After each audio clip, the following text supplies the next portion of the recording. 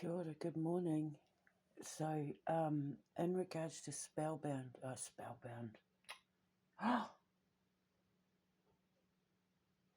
Oh my god, that's what I should call the RomCom. Spellbound.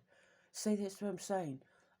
All this incredible stuff has been sitting there the whole time. I developed my dating app back in like 2016, 17. I've got the letters to my husband while he was in prison under the bed when I came up with the idea for it. Got the letters in case anyone tried to say they came up with the idea, because I literally wrote to him, and I have the letters from him under the bed saying it's a brilliant idea and we need to get this party started, which is one of the reasons why I put him through university. I was paying for him to go to university to get a degree in business management. He was going for a master's in business management. He was just a very intelligent, really smart. Anyway, that's got nothing to do with it. Well, I mean, it kind of does. So I'm going to call my RomCom Spellbound. And if that name already exists, I'll call it The Spellbound.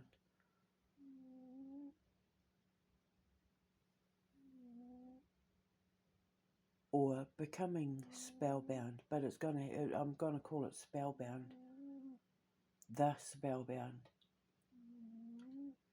Or Becoming Spellbound. If Spellbound's taken in a movie, I'm going to call it The Spellbound or Becoming Spellbound, because I can't even believe that Freudian slip just like opened up another portal. Anyway, what I was going to say was, in my RomCom, because it starts with the whole magic at the Royal Ascot, and I've decided that it's going to be that they're going to try and slip something, that the Nazi is going to try and slip something in King Rupert's drink, and it gets caught by her getting everyone's attention and drawing attention to what was going on, and King Rupert realising what the code meant and all of that, and it's saving the king. When people look back on camera, they see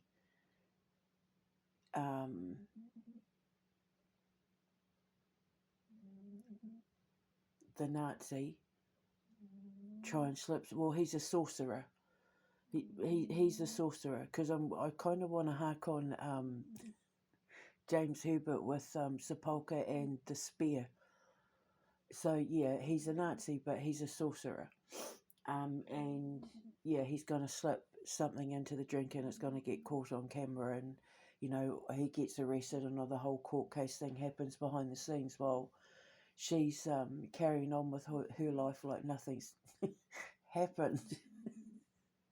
So she goes back to Ireland, and I was thinking about it last night, and it's probably got a lot to do with the fact that I'm rewatching The 10th Kingdom again, but I was thinking about it, and then I thought, oh, I'll watch The 10th Kingdom again.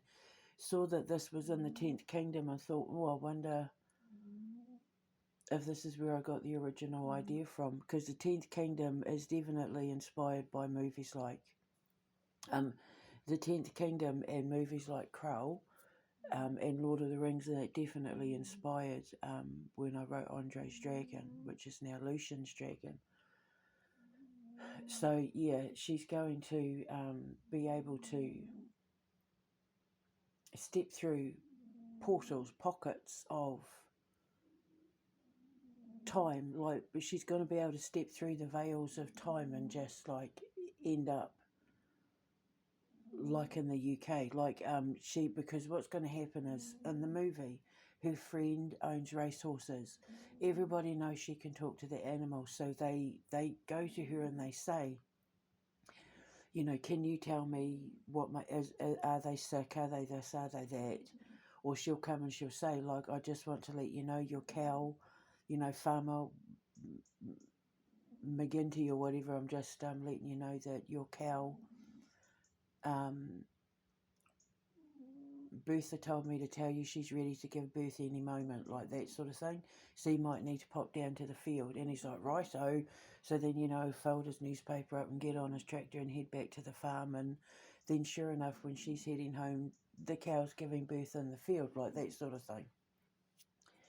So her friend with the racehorses uses her to talk to the horses to see how they're feeling, to see if they're in good spirits, to see, what's the likelihood of them winning a race, all that sort of thing. And then that's when the horse will say to her, because horses are the totem for mysticism, we have been told that there's going to be an event involving King Rupert and his life is in danger, and you need to do something because there's a bad man, that's the sorcerer is going to try and do something, so we need to do something to alert the king.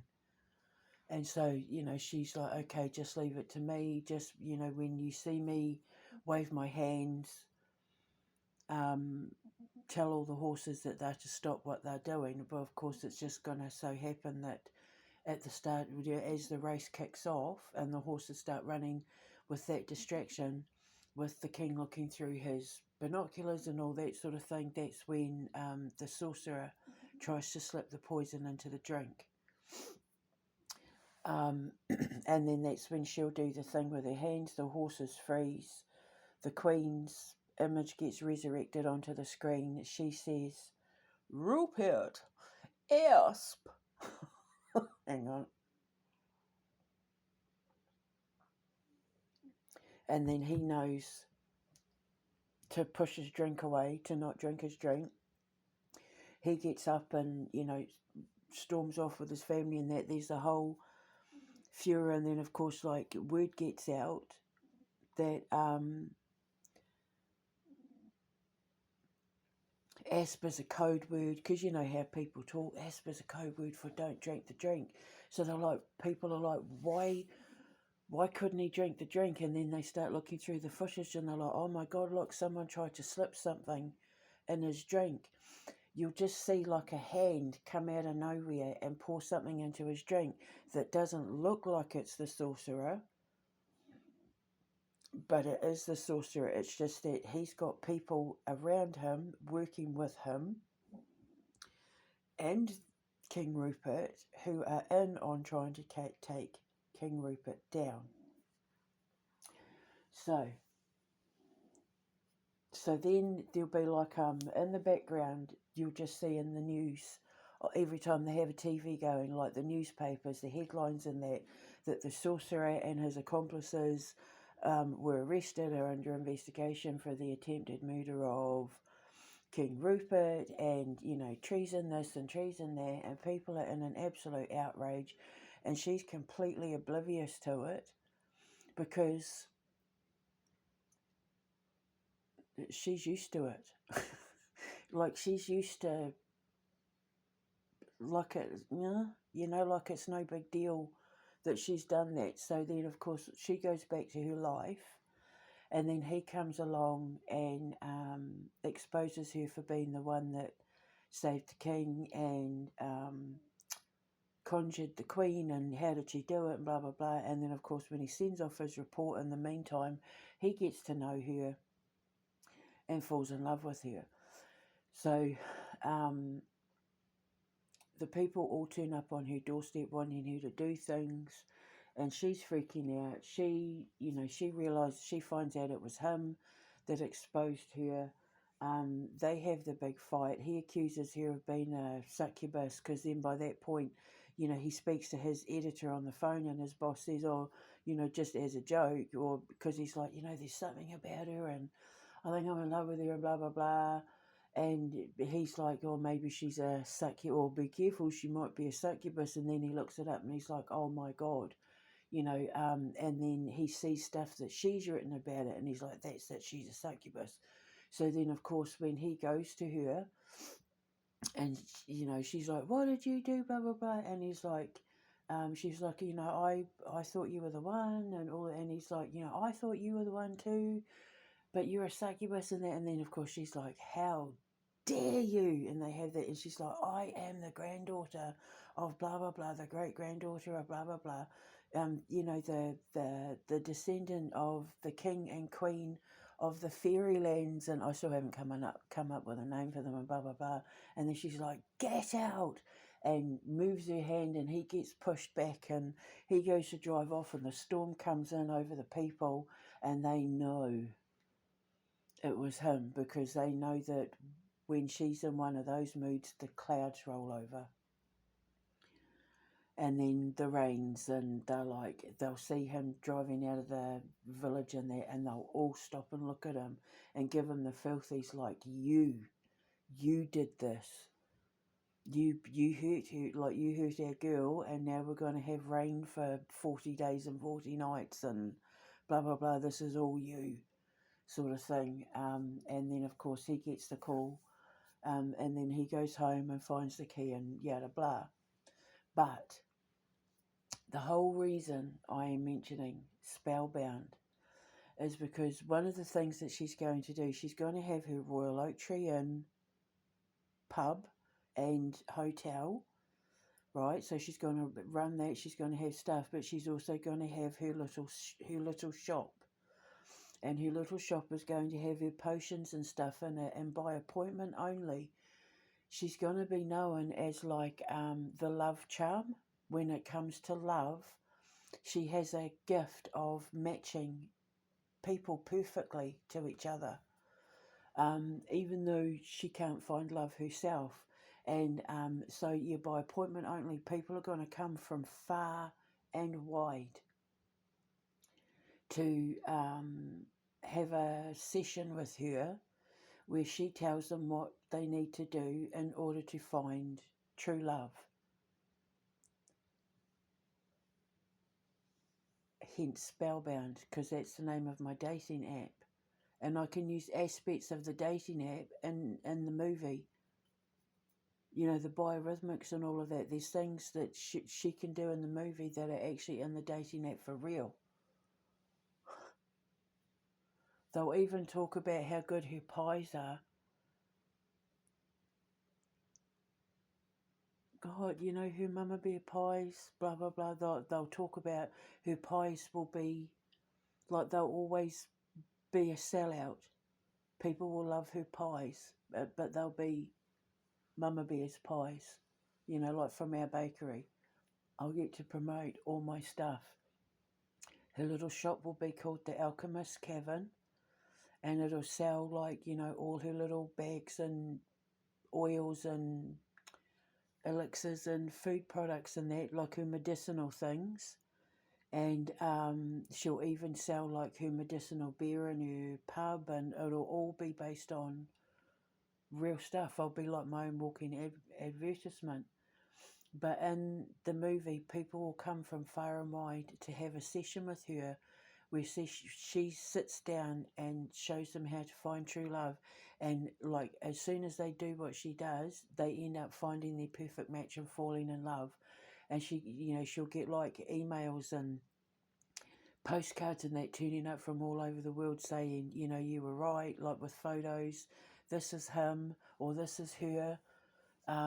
You know, and then because people will say, if you're so good at finding true love for people, how come you can't find true love yourself? That's what the reporter will say when he's, you know, pretending, when he moves in and is like the woodwork teacher.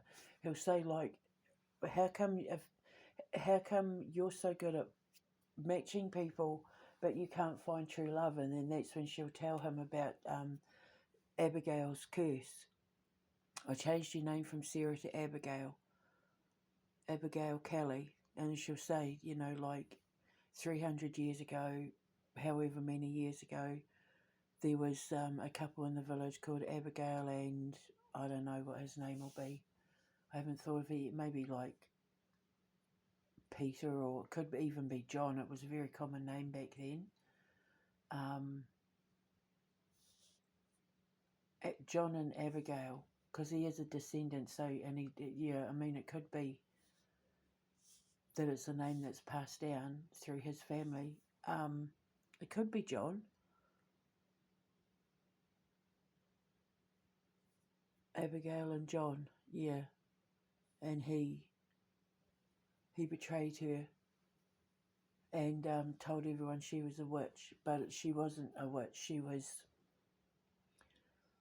a herbalist. She was a seer. She was everything normal to the village and the country, but not the church that was starting to have an influence over the country. So I need to date their romance back to just, sort of around the time the church was being introduced to Ireland, I guess. And I don't have to call it Ireland. We can call it a completely fictitious country, although I don't like doing that. But it will definitely be filmed in Ireland. I'm hoping I can say that it's Ireland because, well, I'm Irish. Callahan isn't exactly. Callahan doesn't exactly sound French or African.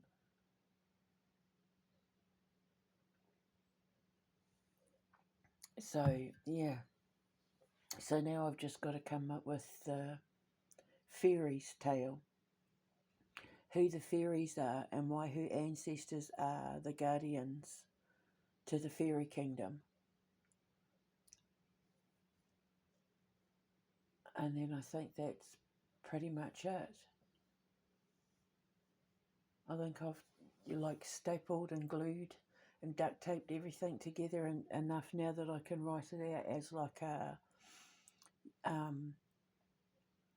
a storyboard for the screenplay. And then I'll get people to help me write the screenplay. So then, of course, he builds her the box. She keeps her ancestral jewellery in it that has been made from the stones that the animals brought the ancestral women, like started with the grandmother. It could be the great grandmother. I was thinking I might start it with the great grandmother, even though in real life I don't have anything from my great grandmother. I could start it from the great grandmother, and then the grandmother, then the mother, then the daughter, then the granddaughter, her mother's granddaughter. I could have it like that, even though in real life I only have 3 pieces.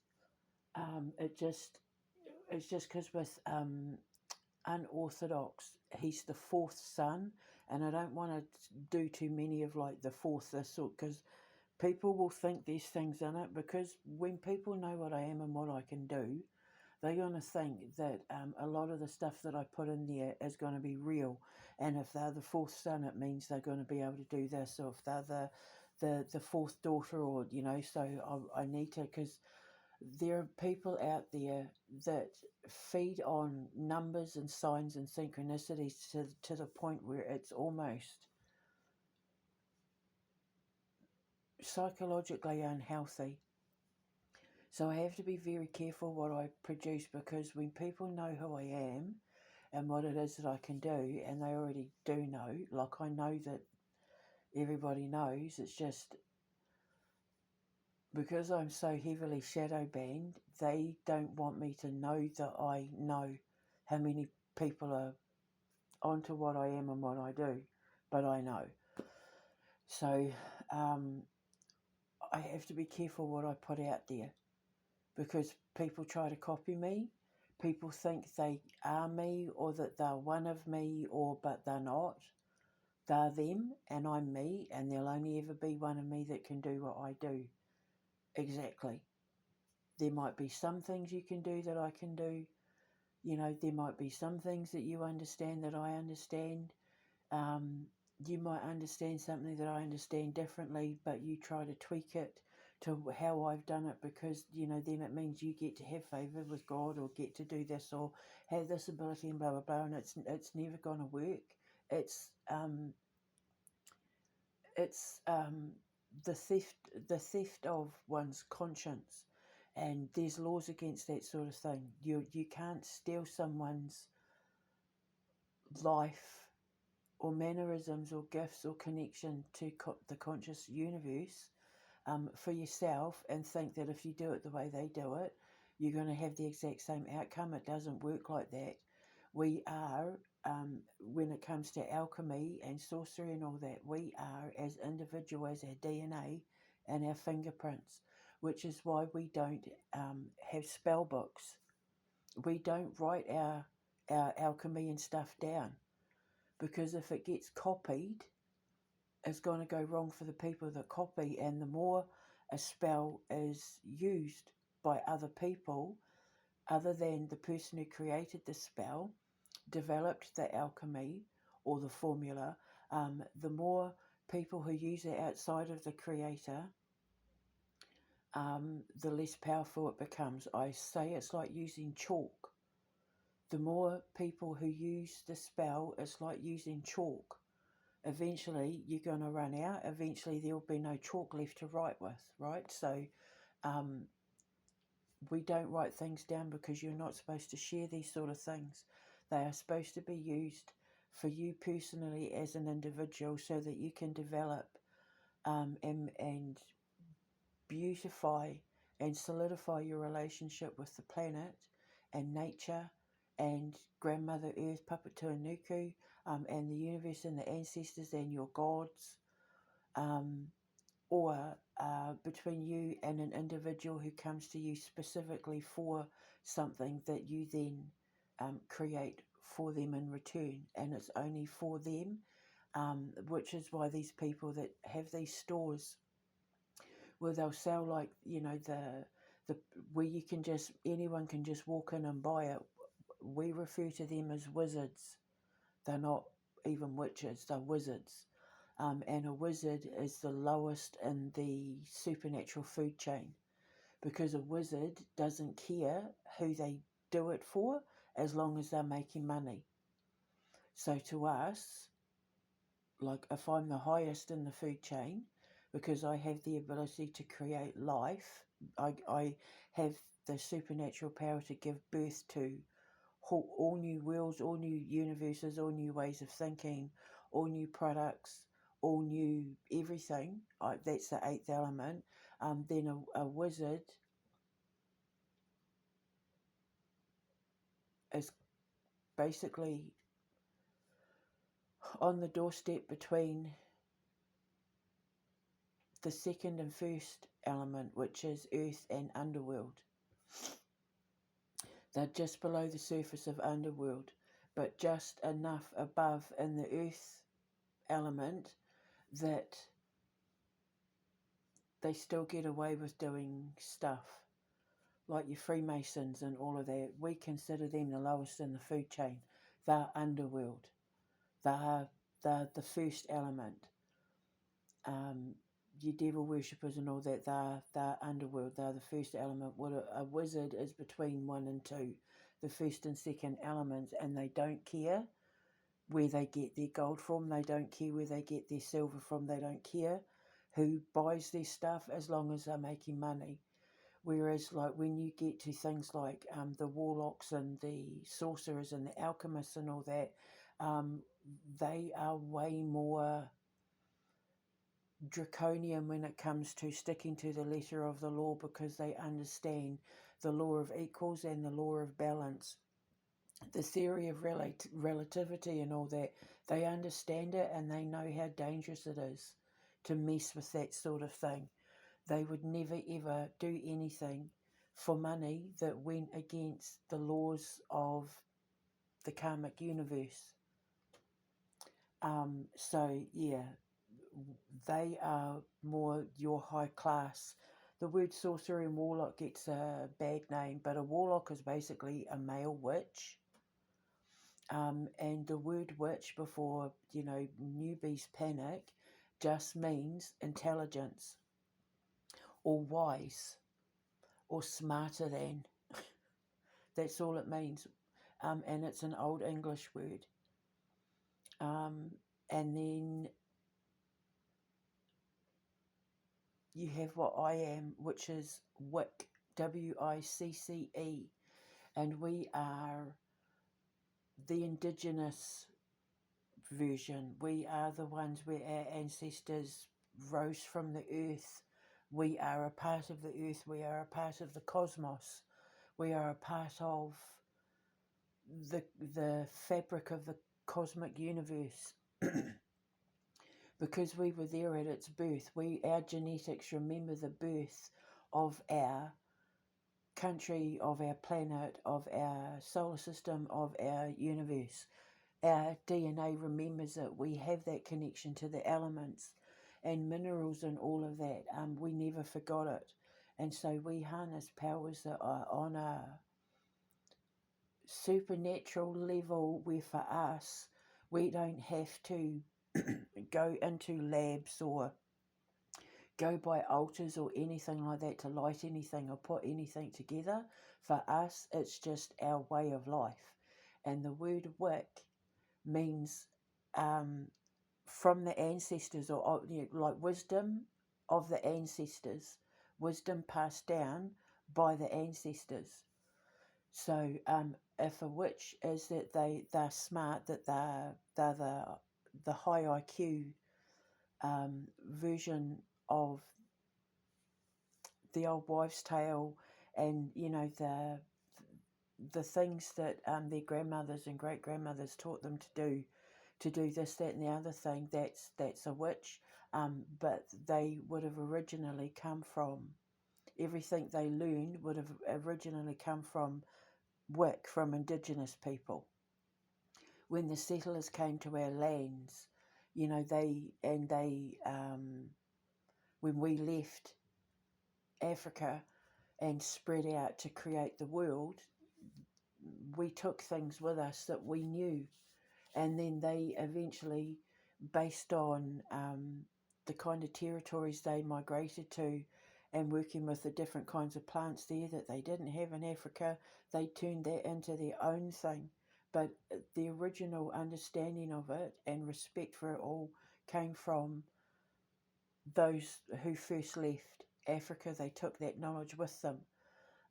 So like your Germanic, your Eastern European, Asian people and all of that, they learned everything that they learned from the original ancestors, and that's what Wick means, basically the knowledge of the original ancestors. They live on the land.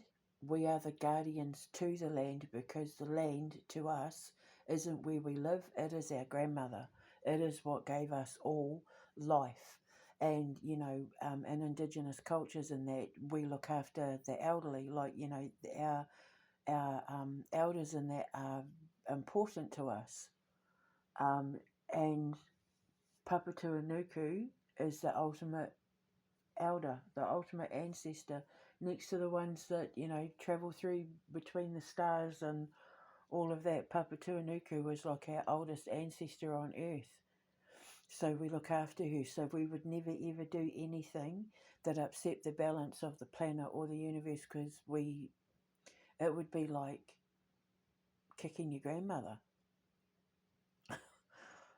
So so Wick just means ancient knowledge, ancient intelligence, and in the same way that a Romanian taught me, when I buy new shoes, to stretch them out, stuff them with newspaper dipped in vinegar. It was someone from Romania who taught me how to do that. There's, I've learned things from Scottish old ladies and Chinese people and all of that from all over the world. We all have our rubbing onions on the soles of your feet was something I was taught by an Asian person, by a Chinese person. Rub onions on the soles of your feet and it stops you from having a fever. These are all things that would have been considered witchcraft back in the day. And they're just wives' tales. They're just things that our ancestors passed down. That's perfectly natural. That's completely harmless. But because they were done at a time when very few people, especially in the developing churches and the development of state and government and all that, they weren't very smart. Just because they could read and write, it didn't make them smart. They only knew what they knew from textbooks. They didn't know what they knew from life or their ancestors or anything like that. They were ignorant to it. Most of them couldn't speak multi-languages, whereas like witches and that back in the day were like polyglots. The Scottish, as I keep saying, every man, woman and child in Scotland back in those days could read and write, and most of them could speak like 5-6 languages. Latin, French, Italian were the common ones, other than like Gaelic and that. Yeah, Latin, French, Italian were the 3 most common spoke languages in Scotland. So yeah, they would hear them talking in different languages, speaking in Latin, or using the Latin names for the plants and stuff, like St. John's wort and toad's breath and all of that. Dead man's finger, and think they were doing like voodoo witchcraft and all of that, when in fact they were just using, it was just the names of plants and mushrooms and herbs, and so yeah. So I'm trying to clear up the names of people who were accused of witchcraft, who were nothing more than servants of God, and people who knew how to respect the planet. So she's going to have her little shop, and she's going to explain all of this sort of stuff in the movies. And I think the reason why Ireland is the perfect place to film this movie is because of the fact this sort of stuff is completely normal to them.